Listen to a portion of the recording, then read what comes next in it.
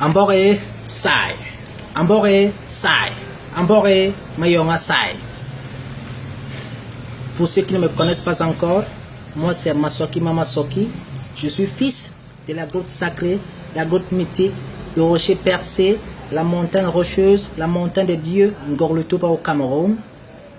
Je suis également l'arrière-petit-fils et héritier du grand patriarche, le grand gardien des traditions, celui qui a vaincu la mort, au nom de Mbonbon Djami. Alors, vous pouvez suivre mes vidéos en vous abonnant dans ma chaîne YouTube Masoki Mamasoki. Et là-bas, les vidéos qui sont titrées en langue française sont en langue française et celles qui sont titrées en langue bassar sont en langue bassar.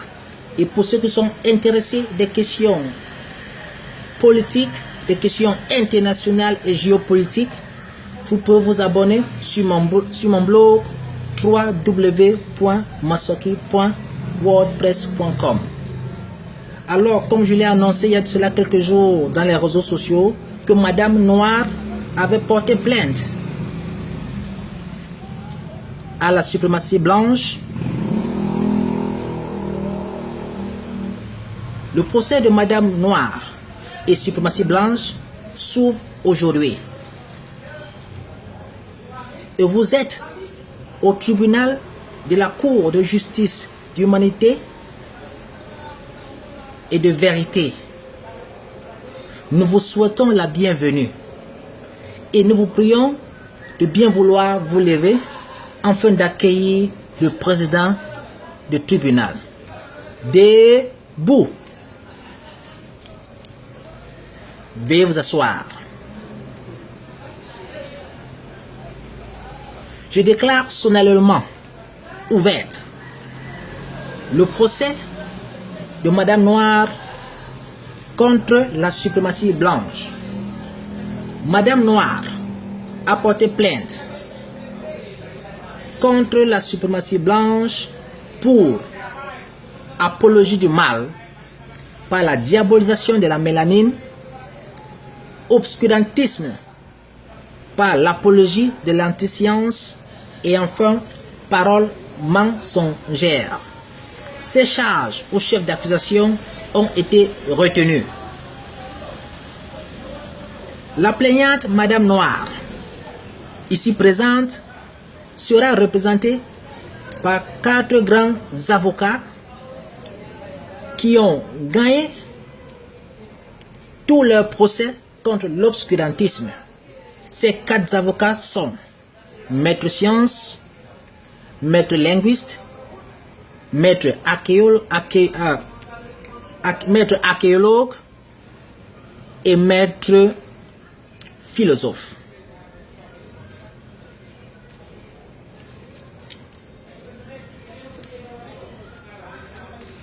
Suprématie blanche. Plaidez-vous coupable ou non coupable? Monsieur le président du tribunal, je plaide non coupable.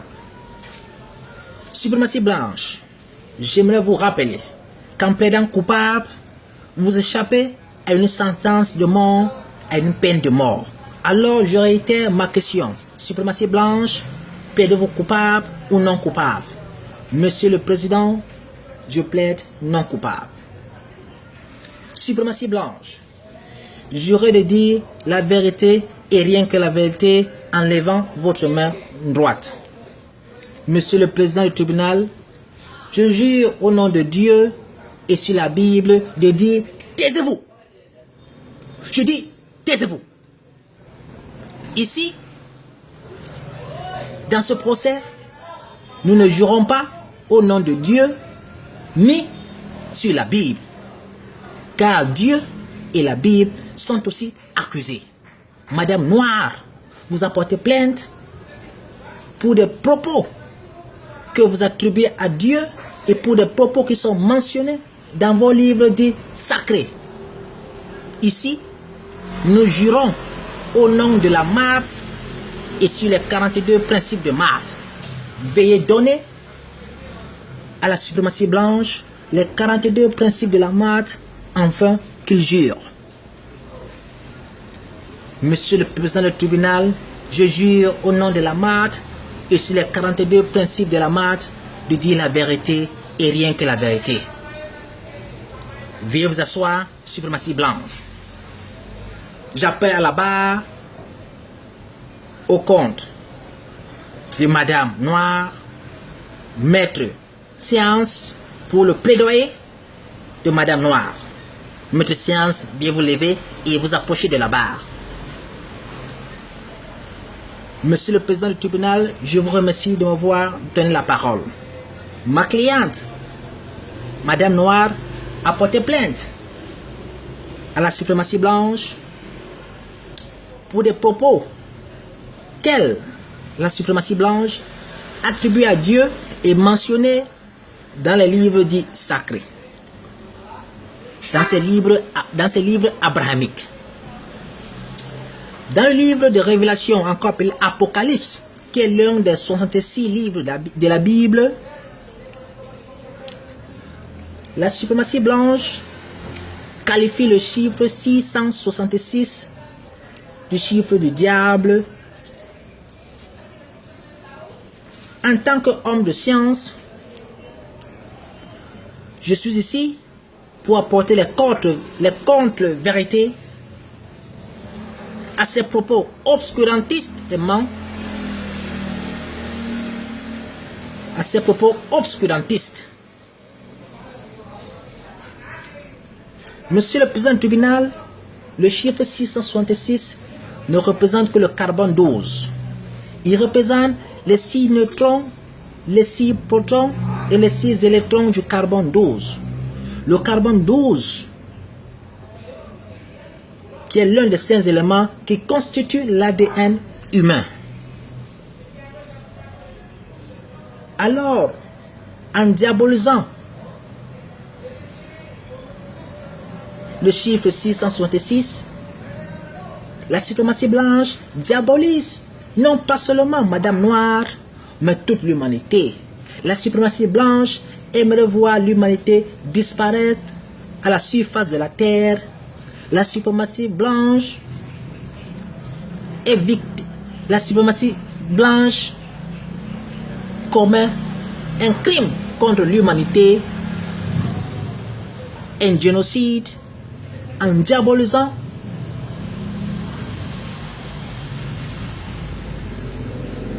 le chiffre 666.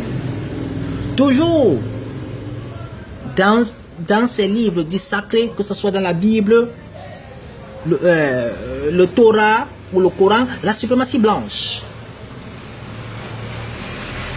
qualifie Lucifer de diable, de démon. En tant qu'homme de science, il en est autre chose. Et j'en suis ici pour apporter des contre-vérités.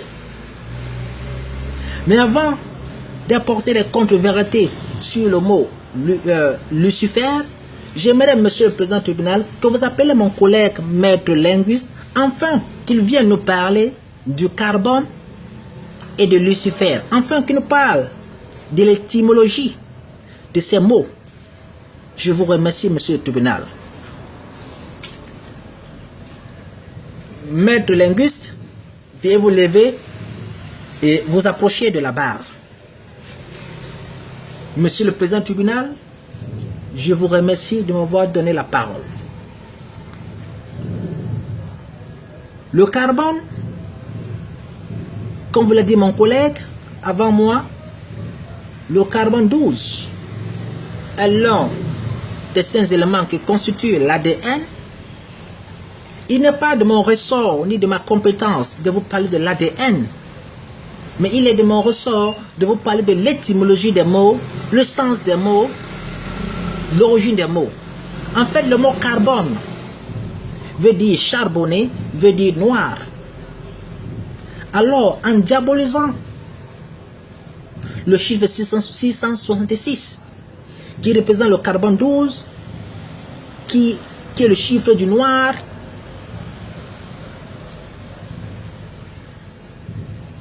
la suprématie blanche, à travers ces religions abrahamiques, aimerait exterminer la race noire, de la surface de la terre. C'est ce qui explique 400 ans d'esclavage, 100 ans de colonisation et d'apartheid, fabrication des maladies telles que le VIH, SIDA et Ebola. Et que dire de Lucifer, qui est aussi diabolisé dans la Bible? En réalité, Monsieur le Président, le mot Lucifer est un mot latin qui tire ses origines du mot grec phosphoros. Et le mot grec phosphoros est la contraction de deux mots, phos et oros. En fait, le mot phosphoros veut dire porteur de lumière. Porteur de lumière, car le mot grec phosphoros est la contraction de deux mots, phos et oros. Phos qui veut dire porteur et oros qui est un mot d'origine bassa égyptienne qui lui tire ses origines du bassin Ngorlituba qui veut tout simplement dire étoile ou soleil qui vient du mot Ngoro. Alors le mot Lucifer qui est diabolisé par la Bible n'a rien à voir avec le diable, n'a rien à voir avec le mal, mais en fait c'est l'espoir de la vie. Le mot Lucifer veut dire phosphoros qui veut dire porteur de lumière. C'est ce mot phosphoros qui est phosphore en science. Alors j'aimerais, Monsieur le Président du tribunal, que vous rappelez mon collègue maître science, enfin, qui vient de nous parler de Lucifer, qui est encore le phosphore. Je vous remercie, Monsieur le Président. Maître science, nous prions de bien vouloir revenir ici à la barre. Monsieur le tribunal, je vous remercie de m'avoir accordé la parole une fois de plus. Comme l'a démontré mon collègue linguiste, le mot Lucifer veut tout simplement dire phosphore. Et le phosphore, comme le carbone 12, est l'un des 5 éléments qui constituent l'ADN. Le phosphore est l'un des 5 éléments qui constituent l'ADN. Donc, ici donc, les religions abrahamiques, la suprématie blanche, diabolisent donc toute l'humanité. Car Lucifer n'est que le phosphore. Lucifer est seulement ce qui nous constitue. Alors, la suprématie blanche est victime. La suprématie blanche est mensongère. Elle est contre la science. Elle est contre l'humanité. Alors, Monsieur le Président, afin de nous parler du phosphore ou alors de Lucifer, j'aimerais que vous appeliez mon collègue maître archéologue à la barre. Je vous remercie. Maître archéologue, bien vouloir vous lever et approchez-vous de la barre. Monsieur le Président du tribunal, je vous remercie de m'avoir donné la parole.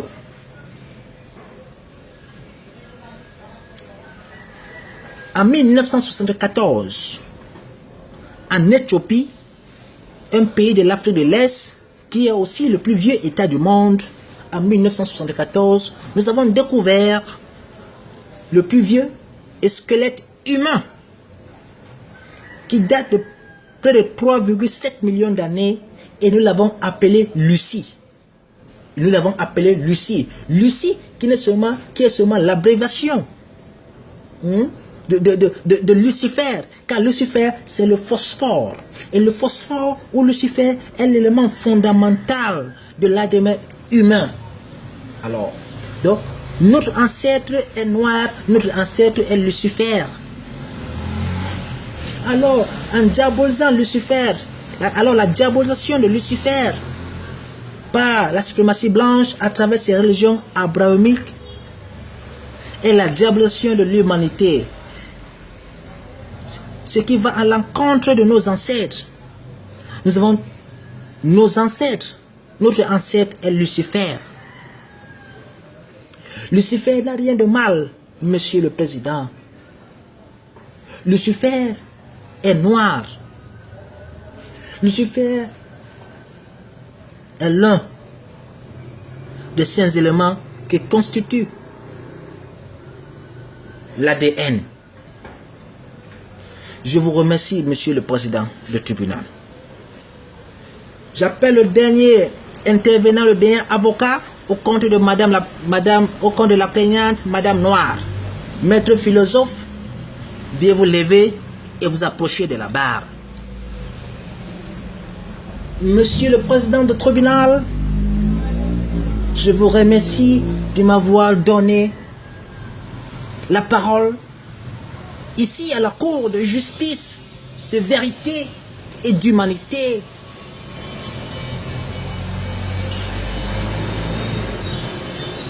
Un de mes collègues philosophes, marchant avec une lampe en plein jour, cherchait l'homme. Et lorsqu'on lui posait la question de savoir que faites-vous avec une lampe en plein jour, il répondit, je cherche l'homme.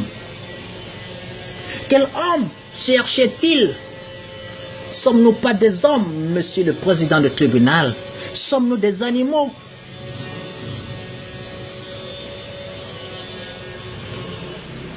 Si nous sommes des hommes, qu'est-ce qui nous différencie des animaux, des autres, des bêtes? Et si nous sommes des hommes, pourquoi mon collègue philosophe cherchait-il l'homme? Se considérait-il comme une bête, monsieur le président du tribunal? En fait, lorsque mon collègue philosophe cherchait l'homme, il cherchait un être pensant, un être doté d'une conscience et avait la capacité de mettre celle-ci en exergue. Car un être sans conscience, ou alors un être avec une conscience éteinte, ou un être ou alors un être dans l'incapacité de mettre sa conscience en exergue, n'est pas un homme, mais est tout simplement une bête. Alors, nous sommes tous des bêtes, mais nous sommes des bêtes pensantes. Nous sommes des bêtes ayant une conscience et pouvant utiliser celle-ci. Et à partir du moment où nous renions notre conscience, nous devenons tout simplement une bête, comme toutes les autres espèces. Alors, monsieur le président du tribunal, dans la Bible, le chiffre 666 est attribué à la bête. Sommes-nous pas des bêtes? Nous sommes des bêtes. Mais des bêtes avec la capacité, avec une conscience, avec la capacité de mettre celle-ci en exergue. Nous sommes des animaux pensants. Nous sommes des bêtes pensantes qui réfléchissent. Alors, le chiffre 666 n'est pas celui du diable, mais celui de la bête. Nous sommes des bêtes, monsieur le président du tribunal. Nous sommes des bêtes, nous sommes des animaux. L'homo sapiens est aussi une bête, est aussi un animal pensant. Alors, le chiffre 666, qui représente le carbone 12, qui est l'ADN humain, n'est pas le diable. Alors, ce charbon, cette noirceur, n'est pas le diable, mais l'ADN humain. Le livre de la Bible, appelé Révélation ou encore Apocalypse, mérite vraiment ce titre d'Apocalypse, car ce livre est apocalyptique, car il va contre la science, il va contre une démarche rationnelle et objective. C'est pourquoi il est appelé Apocalypse, car la Bible est l'apocalypse de l'humanité. La Bible aime nous renvoyer dans les cavernes de l'homme blanc, dans les cavernes de l'homme blanc, où l'homme blanc était primitif, où l'homme blanc mangeait l'homme blanc, où l'homme blanc marchait nu, alors que Madame Noire était assis dans ses pyramides. Monsieur le président du tribunal, la suprématie blanche est apocalyptique. La suprématie blanche est apocalyptique. Monsieur le président du tribunal, je vous remercie. Maître philosophe, merci pour votre plaidoyer. Maintenant que nous avons tous entendu les 4 avocats de la plaignante Madame Noire, il n'est pas question ici de donner la parole à la suprématie blanche. Car nous avons la Bible qui elle a été écrite par la suprématie blanche. Nous avons la Torah. Alors, nous n'avons plus besoin d'écouter le plaidoyer de la suprématie blanche. Car la Bible parle en elle-même. Et la Torah. Alors nous allons demander au juré de préparer son verdict. Et j'aimerais vous rappeler que ce procès est basé sur la toute première déclaration des droits humains appelée la charte Mandin. La charte Mandin qui fut proclamée en 1222 par l'empereur Sundiata Keita et la confrérie des chasseurs. C'est cette même charte qui plus tard va devenir l'habeas corpus chez les Britanniques et qui plus tard va aussi devenir la charte des droits des hommes en France et qui en 1945 va devenir la charte de la Déclaration universelle des droits de l'homme des Nations Unies. Alors, bon, à la prochaine séance, nous allons le juré va nous donner le verdict. Alors, le juré en 9 jours, après avoir attendu ses plaidoyers de Madame Noire, des avocats de Madame Noire, et après avoir pris en compte la Bible, le Torah et le Coran, le juré va prononcer son verdict. Alors, je déclare la séance levée. Veuillez vous lever. Ambore sai. Ambore sai. Ambore mayonga sai. Sai mbok.